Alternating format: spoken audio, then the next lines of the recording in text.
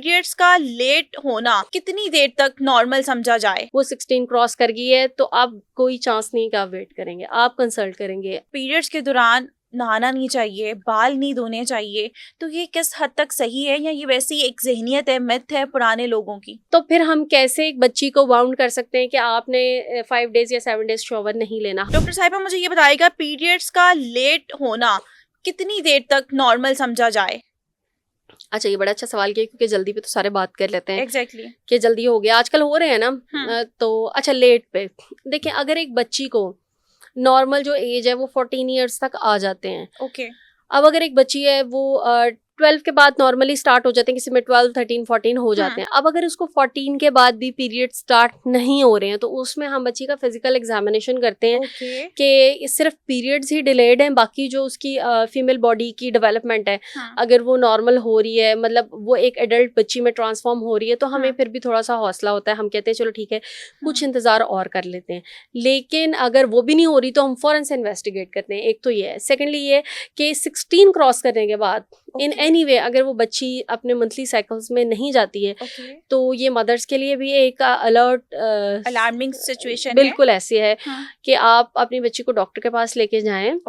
वो फिर डॉक्टर खुद हिस्ट्री लेंगे, फिजिकल एग्जामिनेशन करेंगे, जो भी आपको टेस्ट वगैरह रिक्वायर्ड है वो आपको गाइड करेंगी।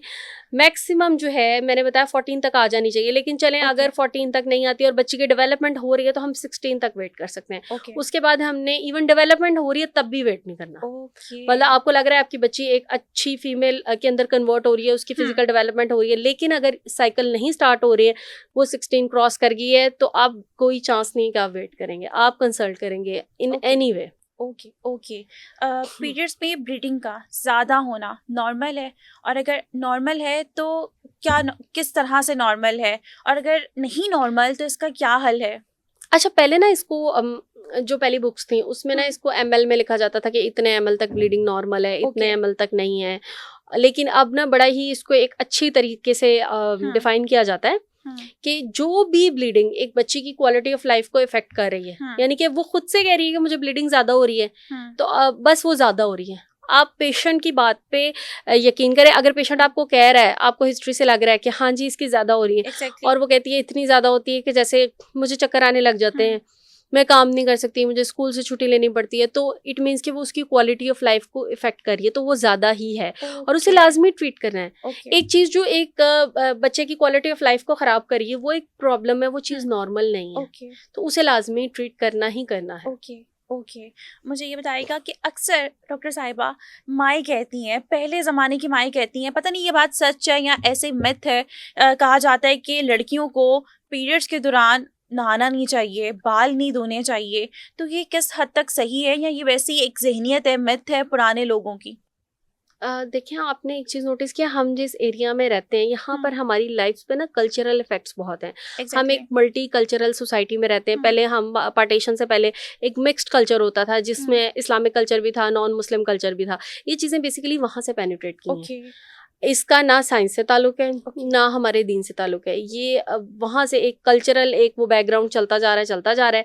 अगर आप इस्लाम में देखें, आपने दीनियात नहीं भी पढ़ी, मैंने भी नहीं पढ़ी, समझे किसी ने भी नहीं पढ़ी, एक तो चीज आपने हदीस सुनी हुई है ना, सफाई निस्फ़े ईमान है। एग्जैक्टली। तो फिर हम कैसे एक बच्ची को बाउंड कर सकते हैं कि आपने 5 डेज या 7 डेज शॉवर नहीं लेना? How come? आगे गर्मी देखा है कितनी ज्यादा आ रही है। बल्कि जो हम उसको बाउंड करें, आपने 5 डेज या 7 डेज शॉवर नहीं लेना, सर नहीं धोना, हम खुद से अनहाइजेनिक कंडीशंस को हम उसको ना एक दावत दे रहे हैं। हाँ जी, कि भाई गंदगी को हम खुद बुला रहे हैं। फिर वहां से इन्फेक्शन होगा, फिर वहां से ज्यादा प्रॉब्लम्स होंगे। नहाने से मसला नहीं होगा, ना नहाने से होगा। हाँ, इसमें एक छोटी सी चीज होती है कि आप क्योंकि आपकी बॉडी ज्यादा एक्टिव फॉर्म में है, ज्यादा काम हो रहा है, तो अगर आप थोड़ा सा अपना कंफर्टेबल सा एक सिचुएशन बना लें, आप बैठ के नहा सकती हैं। और मोस्टली बच्चियों को ठंडे पानी से ज्यादा प्रॉब्लम होता है क्योंकि ऑलरेडी वो पेन फील कर रही होती है। ठंडे पानी से उनकी कह लें कि वेसल्स सिकुड़ जाते हैं, नाड़ें और ज्यादा सख्त हो जाती हैं, पेन ज्यादा फील होती है। तो आप गर्मियों में भी हल्का सा वार्म वाटर यूज कर सकते हैं। कुछ घरों में तो 12 महीने गीजर चलते हैं, या आप वैसे भी उसको गर्म कर सकते हैं बाय एनी मीन्स। तो हल्का सा एक आप वार्म शावर, हॉट शावर ले सकते हैं कंफर्टेबल तरीके से, बल्कि आपको लेना चाहिए। आप इतनी गर्मी में, पाकिस्तान की आने वाली गर्मी में, मुझे बताया जून जुलाई अगस्त में कैसे रह सकते हैं 5 से 7 दिन बगैर नहाए? एग्जैक्टली।